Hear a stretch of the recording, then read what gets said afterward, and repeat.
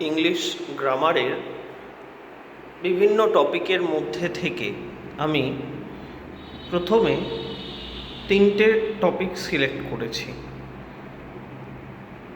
Voice, infinitive এবং narration. এই টপিকগুলো এগুলো কিন্তু প্রধানত ক্লাস 7 থেকে ক্লাস 10 পর্যন্ত স্টুডেন্টদের জন্য প্রয়োজনীয়। 5-6-এর ক্ষেত্রে এর কোনো ভূমিকা নেই। এই টপিক ভয়েস বা ইনফিনিটিভ বা ন্যারেশন এর যে ইয়েগুলো আমি পার্টিকুলার যে সমস্ত ভাগগুলো আইডেন্টিফাই করেছি, সেই ভাগগুলো একটু প্রথা বহির্ভূত বলতে কি, এগুলো কমন লার্নিংয়ের মধ্যে পড়ে না, একটু এক্সেপশনাল লার্নিংয়ের মধ্যে পড়ে। তো সেই জন্য আমি এগুলোকে আলাদা আলাদা করে একটু শেখানোর কথা ভেবেছিলাম। অনেক দিন ধরেই ভাবছিলাম, কারণ বিভিন্ন সময় তোমরাও জানো, খাতা দেখার সুবাদেই হোক বা যে কারণেই হোক, যে সময় হোক না কেন, এই ধরনের ক্ষেত্রগুলোতে ভুলের হার চোখে পড়ে এই ক্লাস 7 থেকে 10 অবধি, কিন্তু সব থেকে বেশি। হয়তো আমি যতটা চাইছি আমি সবটা হয়তো কভার করতে পারলাম না এখানে, কিন্তু খানিক যতটা সম্ভব করলাম এবং আবারও করব। এই বিশেষ দিকগুলোকে পর্যালোচনার মধ্যে দিয়ে তবে এগুলো ঠিক হবে, এটা একটা কথা। এবং অবশ্যই এই ভাগগুলো তোমরা অবশ্যই খাতায় লিখে নেবে, এবং দরকার হলে এখানে যা লেখা রয়েছে বা তার সঙ্গে সঙ্গে আমি বোঝানোর সময় যে সমস্ত কথাবার্তাগুলো বলছি, সেই সমস্ত কথাবার্তাগুলো সমেত এগুলো নোট করে রাখবে। কারণ যে 7-এ পড়ছো জানবে তার 8, 9, 10 3 বছর লাগবে, যে 8-এ পড়ছো তারও লাগবে 9-এ, এবং যে 10-এ পড়ছো তারও কিন্তু 10-এ যেমন লাগবে তেমনি 11-12-এর ক্ষেত্রেও এই বিষয়গুলো লাগবে। কারণ তোমরা এটা সবাই জানো, ভয়েস, ন্যারেশন, ইনফিনিটিভ বা যারা ক্লজ শিখেছো, যারা ফ্রেজ শিখেছো, এগুলো যতদিন তুমি ইংরেজি পাঠ্যক্রম ভিত্তিক সিলেবাস পড়বে ততদিন তোমার এগুলোর প্রয়োজন হবে। সুতরাং এগুলো সেইভাবে লিখে রাখা এবং এগুলোকে সেরমভাবে যত্ন নেওয়া বিশেষ প্রয়োজন। গ্রামারের ভেরি বেসিক এগুলো। প্রথমে দেখো, আমি টোটাল 11খানা টপিক আমি নোট করেছি 3টে পার্ট থেকে, 3টে মেইন গ্রামার আইটেম থেকে। ফার্স্ট হচ্ছে ভয়েস থেকে, তারপর হচ্ছে ইনফিনিটিভ থেকে, তারপর হচ্ছে ন্যারেশন থেকে। ভয়েস থেকে আমি যেগুলোকে সিলেক্ট করেছি সেগুলোর মধ্যে প্রথম রয়েছে cognate object, retained object, factitive object, বানানটা খেয়াল রাখবে, FACTITIVE, factitive object, reflexive object এবং group verbs, use of group verbs in voice. ইনফিনিটিভের ক্ষেত্রে যেটা নিয়ে এসেছি, প্রথমে voice change of common infinitive, 7 নম্বর হচ্ছে bare infinitive and voice change, 8 নম্বর হচ্ছে ইনফিনিটিভ উইথ WH ওয়ার্ড। এটার কোনো ভয়েস চেঞ্জ আমি করাইনি, এটা শুধুমাত্র প্রয়োগটা শিখিয়ে রাখছি। ন্যারেশনের ক্ষেত্রে পুরনো জিনিসের ওপরই জোর দিয়েছি। আবার দেখো, ন্যারেশন উইথ লেটের কীরকম ইউজ হয়, এক্সক্ল্যামেটারি ন্যারেশন, স্পেশাল ইউসেজ, এক্সক্ল্যামেটারি ন্যারেশন জাতীয় সেন্টেন্সগুলোর বিশেষ কিছু ব্যবহার, অর্থাৎ এক্সক্লেইমড উইথ জয় বা এক্সক্লেইমড উইথ গ্রিফ, এগুলো ছাড়াও কীরকম ইউজ হয়, এবং narration change of question tag, যে সমস্ত সেন্টেন্সগুলোতে কোশ্চেন ট্যাগ দেওয়া আছে ন্যারেশনে, সেইগুলোই কিভাবে হবে। এই টোটাল 11টা আইটেম আমি সিলেক্ট করেছি। এবারে দেখো, আমি একটা একটা করে এগুলোর আলোচনায় যাচ্ছি। প্রথমে আসছি ভয়েসের কগনেট অবজেক্ট। আমি সুবিধার জন্য একটু মোবাইলটাকে ঘুরিয়ে নিলাম এবারে, কারণ বোর্ডের এই অংশটা যতটাই লিখেছি ততটা অংশ তো ঠিকভাবে ধরা পড়া দরকার। কগনেট অবজেক্ট, সমধাতুজ কর্ম, অর্থাৎ সমধাতুজ কর্ম কি জিনিসটা, যে ক্রিয়াপদ যে ধাতু থেকে সৃষ্ট, কর্মপদ সেই ধাতু থেকেই সৃষ্ট। কোনো ইনট্রানজিটিভ ভার্বের যেহেতু অবজেক্ট থাকে না, স্বাভাবিক ইনট্রানজিটিভ ভার্বের কোনো অবজেক্ট থাকে না, সেক্ষেত্রে ইনট্রানজিটিভ ভার্বের নাউন ফর্ম, অর্থাৎ যেটা ইনট্রানজিটিভ ভার্ব হিসেবে রয়েছে তার নাউন ফর্ম অবজেক্টের মতন কাজ করে। এই অবজেক্টকে কগনেট অবজেক্ট বলে। কোনো ইনট্রানজিটিভ ভার্বের, আবার বলছি, যেহেতু কোনো অবজেক্ট থাকে না, কারণ তাই সেটা intransitive verb. Run, sleep, smile, cry, walk, dream, এই ভার্বগুলো সচরাচর কোনো অবজেক্ট হয় না, তাই এরা ইনট্রানজিটিভ ভার্ব। কিন্তু এগুলো নাউন ফর্ম আছে প্রত্যেকটা ভার্বের, সেই নাউন ফর্মগুলোই এর পরে বসে অবজেক্টের মতন কাজ করে। এই অবজেক্টকেই বলা হচ্ছে কগনেট অবজেক্ট। হলো, তাহলে এবার এক্সাম্পল দেখি। The baby slept a sound sleep. Slept a sound sleep, তাহলে এ সাউন্ড স্লিপটা দেখো, স্লিপ নাউন আসছে স্লেপ্ট থেকে, তাহলে a sound sleep was slept by the baby. তাহলে এ সাউন্ড স্লিপটা হচ্ছে কগনেট অবজেক্ট, যেটা দিয়ে ভয়েস চেঞ্জের সময় আমরা এ সাউন্ড স্লিপ সাবজেক্টটা পেলাম। The soldiers fought a brave fight. The soldiers fought a brave fight. ফট এর নাউন ফর্ম ফাইট, তাহলে সুতরাং এ ব্রেভ ফাইটটা হলো cognate object. A brave fight was fought by the soldiers. দ্বিতীয় নম্বরে আসছে রিটেন্ড অবজেক্ট। রিটেন্ড কথাটার মানে হচ্ছে কি পড়ে থাকা। পড়ে থাকা কোনো ভয়েস চেঞ্জ করার সময় কোনো সেন্টেন্সে যদি ডিরেক্ট অবজেক্ট, ইনডিরেক্ট অবজেক্ট দুটো অবজেক্টই উপস্থিত থাকে, অর্থাৎ হোয়াট অবজেক্ট এবং হুম অবজেক্ট যদি উভয় অবজেক্টই উপস্থিত থাকে, তাহলে ভয়েস চেঞ্জ করার সময় তো দুটো অবজেক্টকে নিয়ে কাজ করা সম্ভব নয়, একটা অবজেক্টকে নিয়ে কাজ করতে পারি। তাহলে যে অবজেক্টটাকে নিয়ে কাজ করলাম তার তো যা পরিবর্তন হওয়ার হলো, আর অপর অবজেক্টটি রিটেন্ড অর্থাৎ অপরিবর্তিত অবস্থায় থেকে যায়। যেমন my grandfather told us a story. দেখো, told us a story, my grandfather told us a story. Us একটা অবজেক্ট, স্টোরি একটা অবজেক্ট, তাই তো? কিন্তু তুমি চাইলেও, শত চেষ্টা করলেও তুমি আস এবং স্টোরি দুটোকে নিয়ে একসঙ্গে ভয়েস চেঞ্জ করতে পারবে না। হয় তোমাকে নিয়ে যেতে হবে আসটাকে উই করে নিয়ে যেতে হবে, নাহলে স্টোরিটাকে অবজেক্টে নিয়ে যেতে হবে। তাই করে দেখো, we were told a story by my grandfather. তাহলে উইটাকে তুমি যখন সাবজেক্টে নিয়ে চলে এলে, তাহলে পড়ে রইল কোনটা? এ স্টোরিটা। তাহলে এ স্টোরিটা হলো কি? তাহলে রিটেন্ড অবজেক্ট। আর a story was told to us by my grandfather যখন বলছো, তাহলে তুমি এ স্টোরিটা নিয়ে কাজ করছো। এই স্টোরিটা নিয়ে যখন কাজ করছো তখন আজটা পড়ে রইল, ওই জন্য আজটা হয়ে গেল রিটেন্ড অবজেক্ট। হলো, নেক্সট হচ্ছে ফ্যাক্টিটিভ অবজেক্ট।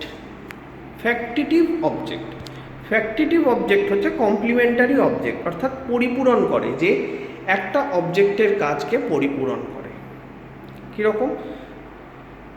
কোনো সেন্টেন্সের হোয়াট অবজেক্ট যদি হুম অবজেক্ট সম্বন্ধে অতিরিক্ত তথ্য দেয়, এই অতিরিক্ত তথ্য দেওয়ার কাজটাকে বলা হয় কমপ্লিমেন্ট। ওই জন্য দেখো আমি বোর্ডে কমপ্লিমেন্ট কথাটা লিখে দিয়েছি। কোনো সেন্টেন্সের হোয়াট অবজেক্ট যদি হুম অবজেক্ট সম্বন্ধে অতিরিক্ত তথ্য দেয়, কমপ্লিমেন্ট, তখন তাকে বলা হচ্ছে ফ্যাক্টিটিভ অবজেক্ট। এই ফ্যাক্টিটিভ অবজেক্ট কিন্তু শুধুমাত্র হুম অবজেক্টের পরিপূরক হিসেবে থাকে, এর দ্বারা কোনো রকম ভয়েস চেঞ্জ হয় না। যেমন we call the lion the king of beast's. We call the lion the king of beasts, তাহলে উই কল দ্য লায়ন, এখানে পরিষ্কার কথা, যুক্তকে উই কল, কাকে কল করছি? লায়নকে। লায়নটাই হচ্ছে এখানে হোম অবজেক্ট এবং এটাই মেন অবজেক্ট। এই লায়নকে আমরা কি বলছি? The king of beasts. তাহলে দ্য কিং অফ বিস্টসটা হোয়াট অবজেক্ট, কিন্তু একে দিয়ে তুমি চাইলেও ভয়েস চেঞ্জ করতে পারবে না, the king of beasts was called ইত্যাদি, এইভাবে ভয়েস চেঞ্জ হয় না। তাহলে ভয়েস চেঞ্জ হওয়ার সময় কী হবে? The lion is called the king of beasts. বাইয়াসটা দেওয়ার প্রয়োজন নেই, কারণ এটা একটা ইউনিভার্সালি অ্যাকনলেজড ফ্যাক্ট। তাহলে দ্য কিং অফ বিস্টসটা যেমন ছিল অ্যাক্টিভ ভয়েসেও যেমন পড়েছিল, প্যাসিভ ভয়েসেও সেরকম পড়েই রইল। সেই জন্য এটাকে বলা হচ্ছে ফ্যাক্টিটিভ অবজেক্ট। যেমন the club members elected doctor Sen president of the club.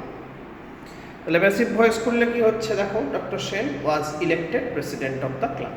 By the club members দেওয়ার কোনো প্রয়োজন নেই। তাহলে প্রেসিডেন্ট অফ দ্য ক্লাব এটা ডক্টর সেনের পদবি বা খেতাব, সেই জন্য এটা কিন্তু কি হলো? হুম অবজেক্ট, অর্থাৎ ডক্টর সেন সম্বন্ধে এ কিছু অতিরিক্ত তথ্য দিল, তাই এটাকে বলা হচ্ছে ফ্যাক্টিটিভ অবজেক্ট। নেক্সট আসছি রিফ্লেক্সিভ অবজেক্ট।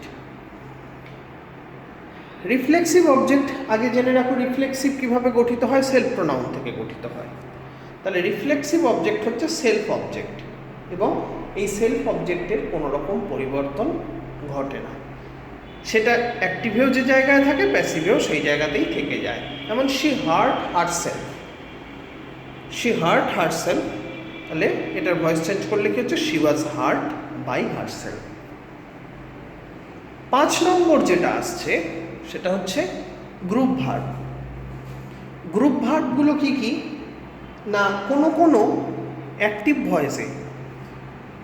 অ্যাক্টিভ ভয়েসে সেন্টেন্সে গ্রুপ ভার্ব থাকে। গ্রুপ ভার্ব মানে হচ্ছে, যারা জানো তারা তো ঠিক আছে, যাদের অসুবিধা আছে তাদের জন্য আরেকবার বলি। গ্রুপ ভার্ব হচ্ছে যখন ভার্ব, ডু ভার্ব, সচরাচর কোনো অ্যাকশন ভার্ব এবং একটি প্রিপোজিশন একসঙ্গে বসে তারা যখন একটি নির্দিষ্ট অর্থ প্রকাশ করে, তাকে বলা হচ্ছে গ্রুপ ভার্ব। তাহলে এই গ্রুপ ভার্বের ক্ষেত্রে কিন্তু কোনো পরিবর্তন ঘটে না। কারণ এটা নিয়ে তুমি বলতে পারো যে, আচ্ছা দেখে নাও এক্সাম্পল দেখো, Debu listen to the song, Debu listen to the song, the song was listen to by Debu, the song was listen to by Debu হলো। তাহলে তুমি এখানে প্রশ্ন করতে পারো, লিসেন টু বাই, পরপর দুটো প্রিপোজিশন এলো, যে টু এলো বাই এলো, কিছু করার নেই, কারণ লিসেন টুটা ফ্রেজাল ভার্ব হিসেবে যেমন ছিল সেরকমভাবেই বসবে, এটার কোনো পরিবর্তন ঘটবে না। You should not laugh at a lame man, a lame man should not be laughed at. এক্ষেত্রে যেমন আমার মনে হয় বাই ইউ দেওয়ার আর কোনো রকম প্রয়োজনীয়তা নেই। তাহলে এই হলো ভয়েস সংক্রান্ত 5টা ভাগ। কি না, cognate object, retained object, factitive object, reflexive object এবং গ্রুপ ভার্বের ভয়েস চেঞ্জ। এই 5টার পরে আমরা আসছি ইনফিনিটিভ এবং ন্যারেশন আলোচনায়।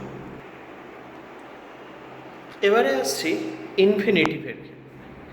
ইনফিনিটিভের দেখো, তোমাদের বলেছিলাম 3টে বিষয়ের কথা। একটা হচ্ছে infinitive common and voice change, infinitive bare infinitive voice change, এবং তারপরটা হচ্ছে ইনফিনিটিভ উইথ WH ওয়ার্ড। এক্ষেত্রে ভয়েস চেঞ্জের কথা বলিনি।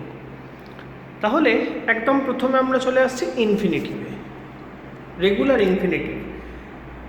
রেগুলার ইনফিনিটিভ কীরকমভাবে বসতে পারে দেখো, দুভাবে বসতে পারে আমরা জানি। একটা হচ্ছে কোনো ডু ভার্বের পর বসতে পারে, আর একটা হচ্ছে বি ভার্ব বা অন্য কোনো হ্যাভ ভার্বের সঙ্গে বসতে পারে। তাহলে ভয়েস চেঞ্জ মানে রেগুলার ইনফিনিটিভের ক্ষেত্রে কী বলছে দেখো, যদি সেন্টেন্স অ্যাক্টিভ ভয়েসে ট্রানজিটিভ ডু ভার্ব থাকে তবে ইনফিনিটিভ টু এর ভয়েস চেঞ্জ হয় না। তাহলে চেঞ্জ হবে কিসে? সেই ট্রানজিটিভ ডু ভার্বটার ভয়েস চেঞ্জ হবে। যেমন children like to play football, এক্ষেত্রে দেখো লাইকটা হচ্ছে কি ট্রানজিটিভ ডু ভার্ব, আর ইনফিনিটিভ হচ্ছে কোনটা? টু প্লেটা হচ্ছে ইনফিনিটিভ। তাহলে এক্ষেত্রে লাইক যেহেতু ট্রানজিটিভ মেন ভার্ব হিসেবে রয়েছে, এটা ডু ভার্ব এবং এটা অবশ্যই ট্রানজিটিভ ভার্ব, সেই জন্য এই ভার্বটা ভয়েস চেঞ্জ হবে। আচ্ছা, এবারে দেখো এই ভার্বটা যদি ট্রানজিটিভ হয় তাহলে এর অবজেক্ট কি? Children like what? Two play football, পুরোটা অবজেক্ট। তাহলে আমায় যদি ভয়েস চেঞ্জ করতে হয় তাহলে আমাকে কি টু প্লে ফুটবল এইটাকে নিয়ে ভয়েস চেঞ্জ করতে হবে, তাই তো? কিন্তু টু প্লে ফুটবল এইটাকে নিয়ে ভয়েস চেঞ্জ করাটা খুব মুশকিল, সেই জন্য আমি ইট ধরে নিলাম। টু প্লে ফুটবল পুরোটাকে আমি ইট ধরে নিলাম। It is like by children to play football. কিন্তু এবার বলছে যদি ইনফিনিটিভের আগে কোনো ট্রান্সিটিভ ভার্ব না থাকে, অর্থাৎ বিভার্ব বা হ্যাভ ভার্ব থাকে বা ইনট্রান্সিটিভ ভার্ব থাকে, তাহলে সেগুলোর তো ভয়েস চেঞ্জ হতে পারবে না, তাই ইনফিনিটিভটার ভয়েস চেঞ্জ হবে। যেমন দেখো, there is no time to lose, is রয়েছে এখানে মেন ভার্ব, তাহলে ইজ মেন ভার্ব থাকলে তার তো ভয়েস চেঞ্জ হয় না, তাই আমাকে সেক্ষেত্রে ভয়েস চেঞ্জ করতে হবে কোনটা? টু লুজটা। There is no time to be lost. বা we have to post a letter, we have to post a letter, we have a letter to be posted. এই হলো প্যাসিভ ভয়েস। তাহলে এইভাবে regular ইনফিনিটিভের ক্ষেত্রে কিছু ভয়েস চেঞ্জের নিয়ম রয়েছে। নেক্সট আসছি বেয়ার ইনফিনিটিভ। বেয়ার ইনফিনিটিভ তোমাদের নিশ্চয়ই হয়তো মনে থাকবে।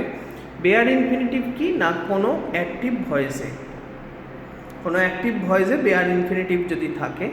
বেয়ার ইনফিনিটিভগুলো কোনগুলো?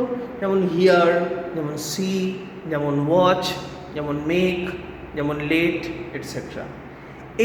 এই ভার্বগুলো যদি মেন ভার্ব থাকে, ওয়াচ, সি, মেক, লেট ইত্যাদি, তাহলে তারপরে যে ইনফিনিটিভটা বসে সেই ইনফিনিটিভটাতে আর কোনো টু এর ব্যবহার হয় না।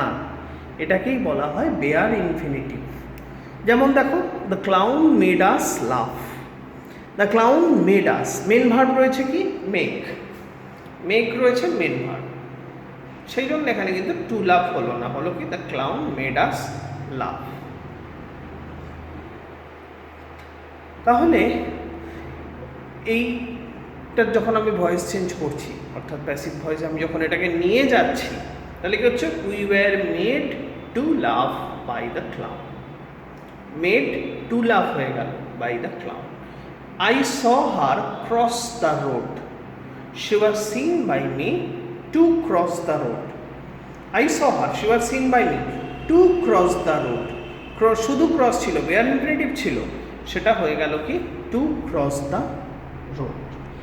এরপরে আসছি ইনফিনিটিভ উইথ WH ওয়ার্ড। এক্ষেত্রে সচরাচর ইনফিনিটিভ উইথ WH ওয়ার্ডের ক্ষেত্রে কমপ্লেক্স সেন্টেন্সকে সিম্পল করা হয়। কমপ্লেক্স সেন্টেন্সকে সিম্পল করা হয় অর্থাৎ কি, যারা জানো তারা তো ঠিক আছে কমপ্লেক্স সেন্টেন্স, যারা জানো না, কমপ্লেক্স সেন্টেন্স বিষয়টা হচ্ছে কি, যেখানে দুটো ক্লজ রয়েছে, দুটো বাক্যাংশ রয়েছে, দুটো ফাইনাইট ভার্বযুক্ত অংশ রয়েছে। যেমন দেখো, we do not know when we will visit the museum. We do not know, know একটা finite verb, and when we will visit, visit একটা ফাইনাইট ভার্ব। দুটো ফাইনাইট ভার্বযুক্ত একটা অংশ রয়েছে, অর্থাৎ এটা কমপ্লেক্স সেন্টেন্স। আমাদের কাজ এটাকে সিম্পল করা। আর সচরাচর আমরা এটা ব্যবহার করি, এখানে ইনফিনিটিভ ব্যবহার করি ছোট করার জন্য। We do not know when we will visit the museum. We do not no, এই অংশটাকে আমি কিচ্ছু চেঞ্জ করলাম না। When we will visit the museum, when to visit the museum. When we will visit যেটা ছিল, ভিজিটটা যেখানে ছিল ফাইনাইট ভার্ব, সেখানে আমি করে দিলাম কি? When to visit the museum.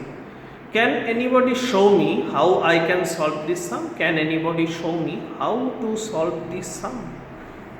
তাহলে how can I solve the sum? এত বড় একটা অংশকে আমি ছোট করে দিলাম কি? how to solve this sum. তাহলে এই হলো ইনফিনিটিভ। এরপরে আসছে আমি ন্যারেশন। এবং ন্যারেশন করতে গিয়ে প্রথমেই আমরা মুখোমুখি হচ্ছে কি? Narration with let. অর্থাৎ লেট থাকলে কীরকম হবে? সচরাচর লেট থাকলে কি হয় না, প্রস্তাব দেওয়া হয়। এই প্রস্তাবনা কীরকম? দুভাবে হতে পারে। একটা সরাসরি প্রস্তাব দেওয়া হতে পারে, নতুবা কিছু একটা সাজেশন দেওয়া হতে পারে। তাহলে মনে রাখবে, যার প্রতি প্রস্তাব বা সাজেশন দেওয়া হচ্ছে, যার প্রতি, সেখানে কিন্তু এটার উল্লেখ থাকবে যেটা সাজেশন না প্রপোজাল। অ্যাকচুয়ালি আমরা পড়ানোর ক্ষেত্রে বিভিন্ন বইপত্র ঘেটে আমরা কিন্তু কোথাও দেখিনি এরকম যে কোনো হার্ড অ্যান্ড ফাস্ট রুল আছে যে কোথায় সাজেস্ট হয়, কোথায় প্রপোজড হয়। এরকম কোনো হার্ড অ্যান্ড ফাস্ট রুল আমার চোখে পড়েনি। তো সুতরাং সেন্টেন্সের টেন্ডেন্সি, সেন্টেন্সের ভাব অনুসারে আমরা সেটা দেখব। হ্যাঁ, Rita said to her companion, let us check the progress of our study. এক্ষেত্রে দেখো said to আছে to her কম্পেনিয়নদের বলছে কি let us check the progress of our study, আমাদের স্টাডির প্রগ্রেস আমরা দেখি। এটা কিন্তু সাধারণ প্রপোজাল ঠিক নয়, এখানে একটা ভালো মন্দ সম্পর্ক যুক্ত আছে, কাজে এক্ষেত্রে আমরা সাজেস্ট করতে পারি। সাজেস্টেড, রিতা সাজেস্টেড হলে সবসময় যার উদ্দেশ্যে সাজেস্ট করা হচ্ছে সেখানে টু বসবে। Rita suggested to her companions that they should check the progress of their study. বা Sumit said to his classmate let us play some indoor games. এখানে একটা খেলার কথা বলছে, পরিষ্কার এখানে খেলাধুলার কথা বলছে, সুতরাং এখানে কোনো রকম ভালো মন্দের ব্যাপার জড়িত নেই। তাহলে Sumit proposed to his classmates that they would play, suggested ছিল বলে শুড হলো, উচিতার্থ প্রপোজড আছে বলে উড হলো, that they would play some indoor games. এখানে উডও করতে পারো বা উডের বদলে কেউ যদি চাও মাইটও ব্যবহার করতে পারো। Would play some indoor games. এবারে আসছি এক্সক্লামেটারি ন্যারেশন। এক্সক্লামেটারি ন্যারেশনের এখানে আমরা যেগুলো আবার আলোচনা করছি সেগুলো একটু ব্যতিক্রমী দু একটা সেন্টেন্স, কারণ তোমরা এতদিন যেগুলো করেছো সেখানে তোমাদের দেখেছো তোমরা যে হুররা থাকলে পরে এক্সক্লেমড উইথ জয় আসে, অ্যালাস হলে এক্সক্লেমড উইথ গ্রিফ আসে, ফাই থাকলে এক্সক্লেমড উইথ শেম আসে ইত্যাদি। কিন্তু এখানে আমরা দেখব এক্সক্লেমড উইথ এই ব্যাপারটাকে বাদ দিয়ে কিভাবে এক্সক্লামেটারি ন্যারেশনগুলো করা হয়। যেমন দেখো, the coach said to me congratulations, এক্ষেত্রে এক্সক্লেমড উইথ কিচ্ছু দেবো না, এখানে কনগ্র্যাচুলেশনটাকে ডিরেক্ট ভার্ব করে দিলাম, the coach congratulated me. Tanmoy said to Rahul happy birthday, Tanmoy wished বা বেড রাহুল হ্যাপি বার্থডে। 3 নম্বর দেখো, help said the shepherd boy, তাহলে শেফার্ড বয় এখানে হেল্পের জন্য চিৎকার করছে বা ডাকছে, the shepherd boy shouted for help. 4 দাগেরটা, the teacher said to the students bravo you have done really well, the teacher, এই যে ব্রাভো আছে এখানটা আমরা এক্সক্লেমড উইথ প্রেজ করতে পারি, না করে আমরা কি করছি একবারে এখানে অ্যাপ্লডেড করে দিচ্ছি, APPLAUDED, অ্যাপ্লডেড মানে প্রশংসা করা। The teacher applauded the students that they had done well. তাহলে এটা হলো এক্সক্লামেটরি সেন্টেন্সের কিছু ব্যতিক্রমী ন্যারেশন চেঞ্জ। এরপরে আসছি ন্যারেশনের আরেকটা দিকে, সেটা হচ্ছে question tag narration. Question tag হচ্ছে কি, কোনো ভেরিফিকেশন পার্ট, কোনো একটা সেন্টেন্সের পর যে ডু বা ডোন্ট দিয়ে যে প্রশ্নটা করা হয়, বাংলায় একে বলা হয় লগ্ন প্রশ্ন। তো কোশ্চেন ট্যাগের ধর্ম হচ্ছে কি, সেন্টেন্স যদি হ্যাঁ বাচক হয় কোশ্চেন ট্যাগ হয় না বাচক। যেমন ধরো, you went to the market, didn't you went to the market, মানে এটা আছে হ্যাঁ বাচকে, তাই এটার কোশ্চেন ট্যাগটা নেগেটিভ হলো, ডিডন্ট ইউ। তাহলে রিপোর্টিং স্পিচ যদি অ্যাফার্মেটিভ থাকে তাহলে কোশ্চেন ট্যাগটা হবে নেগেটিভ, এবং বিপরীত ক্রমে অর্থাৎ রিপোর্টিং স্পিচটি যদি নেগেটিভ থাকে তাহলে কোশ্চেন ট্যাগটি হবে অ্যাফার্মেটিভ। দেখো 1 নম্বর sentence, Rafiq said to his brother you can speak English well can't you. তার সলভ করা হচ্ছে কি, Rafiq asked his brother if he could speak English well and assume that he could. এই যে কান্ট ইউ রয়েছে, কান্ট ইউ মানে হচ্ছে কি যে সে পারে, you can speak English well, তুমি ইংরেজি ভালো বলতে পারো, তাই না? তার মানে এখানে তাই না এই কথাটা বলে সে যে ইংরেজি ভালো বলতে পারে সে কথাটার উপর জোর দেওয়া হচ্ছে, সে পারে না এটা কিন্তু বোঝাচ্ছে না। তাহলে Rafiq asked his brother if he could speak English well and assume that he could. এই যে কোশ্চেন ট্যাগটা এটা রিপোর্টিংয়ের পর অ্যাজিউমড দিয়ে যুক্ত হলো। My teacher said to me you have worked out the sum, you have not worked out the sum, have you, মানে আমি করিনি, কাজটা আমি করিনি, তিনি ভেরিফাই করছেন, তিনি জানেন, শুধু ভেরিফাই করছেন, এইটাই। তাহলে এক্ষেত্রে কোশ্চেন ট্যাগটি নট দিয়ে যুক্ত হবে। মূল বাক্যের কিন্তু দেখো কোনো হেরফের ঘটবে না। My teacher asked me if I had worked out the sum, এই অংশটা কিন্তু সবসময় হ্যাঁ বাচকেই থাকবে, সেটা কোশ্চেন ট্যাগ হ্যাঁই থাক আর নাই থাক, যাই থাক। মাই teacher asked me if I had worked out the some and assume that I had not, এই যে কোশ্চেন ট্যাগটা পাল্টে গেল, মানে কোশ্চেন ট্যাগটার ধর্ম হচ্ছে কি দেখো, বিপরীত ক্রম। কোশ্চেন ট্যাগ যদি নেগেটিভ থাকে তাহলে পরে সেটা রিপোর্টিং যখন হবে, রিপোর্টিংয়ের পর সেটা অ্যাফার্মেটিভ হয়ে যাবে। আর কোশ্চেন ট্যাগ যদি অ্যাফার্মেটিভ থাকে তাহলে রিপোর্টিংয়ের পর সেটা নেগেটিভ হয়ে যাবে। এই হলো ফার্স্ট, মানে আমাদের আলোচনার প্রথম পর্বে 11টা টপিক আমি আলোচনা করলাম। এবার এগুলো তোমাদের প্র্যাকটিস তো করতেই হবে বিভিন্নভাবে, এবং এখানেও যদি তোমাদের কিছু না বোঝার মতন বিষয় থেকে থাকে যে হয়তো আরেকবার বললে ভালো হয়, সেটাও আমাকে বলো, আমি সেটা নিশ্চয়ই তোমাদেরকে সেভাবেই জানিয়ে দেবো। এবং আবারও বলছি, এগুলো খাতায় লিখে নেবে আলোচনাগুলো, এবং কোথাও কোনো রকম অসুবিধে যদি হয় সেক্ষেত্রে আমাকে অবশ্যই জানিও।